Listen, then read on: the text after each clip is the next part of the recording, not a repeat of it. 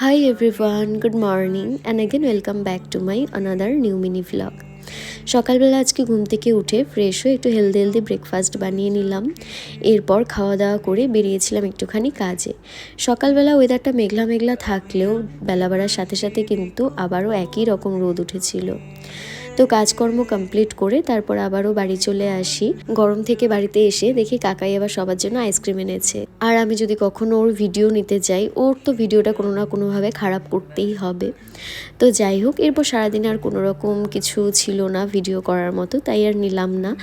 এরপর সন্ধ্যের দিকে একটু রেডি হয়ে নিচ্ছিলাম বেরোবো জন্যে।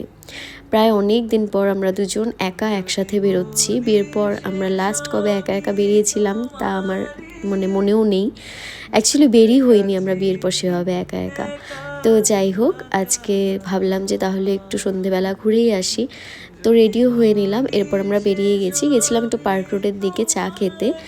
আর আজকে আমরা সেরকম কিছু বাইরে খাইনি, কারণ দুপুরের খাওয়াটা এত হেভি হয়ে গেছিলো আর সাথে এতটা গরম দিয়েছিল, তাই আর আমার কোনো কিছু খেতে ইচ্ছে করছিল না। তো এরপর আমরা চায়ের অর্ডার দিয়ে দিয়েছি আর তারপর আমরা বসে অনেকক্ষণ ধরে আড্ডা দিলাম নিজেদের মতো। আর বাইরের ওয়েদারটাও আজকে ভাল লাগছিল, যেহেতু আমরা উপরটাতে গিয়ে বসেছি আর জানালার পাশেই বসেছিলাম, সুন্দর একটা হাওয়া দিচ্ছিল। তো এরপর আমাদের চাও চলে আসে অনেকক্ষণ আড্ডা দেওয়ার পর। তারপর আমরা চা খেয়ে নিলাম। চা খেতেও অনেক গল্প করলাম। আর চাটা আজকে সত্যি খুব ভালো হয়েছিল, খেয়ে পুরো মাইন্ড ফ্রেশ হয়ে গেছে। তো যাই হোক, এরপর চা খেয়ে নিয়ে আমরা ওখান থেকে বেরিয়ে গেলাম। চায়ের অর্ডার দেওয়ার পর যতটা টাইম আর কি পেয়েছিলাম আমরা গল্প করলাম। তারপর আর বেশিক্ষণ বসিনি, কারণ অনেকটা রাত হয়ে যাচ্ছিল। ভেবেছিলাম যে একটু বাড়িতেও ঢুকবো মায়ের সাথে দেখা করতে।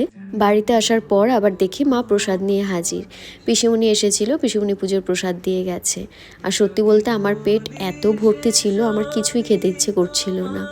তবু মা বলল যেহেতু প্রসাদ, তাই আর না করলাম না, 1 চামচ খেয়েছি। আর সত্যি খিচুড়ি প্রসাদটা খুব ভালো হয়েছিল খেতে। তো যাই হোক, এরপর দিদার সাথে একটু আর কি ফাজলামি করছিলাম, দিদার পেছনে লাগছিলাম। আমরা দুজনেই দিদার পেছনে খুব লাগি।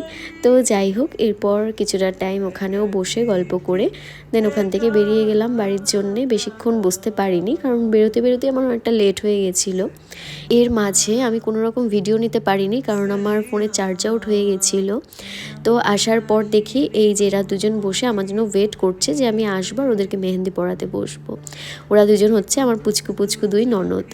তো যাই হোক, ওদেরকে মেহেন্দি পরাতে আমি আবার আম খেয়ে নিলাম। ভীষণ আম খেতে ইচ্ছে করছিল।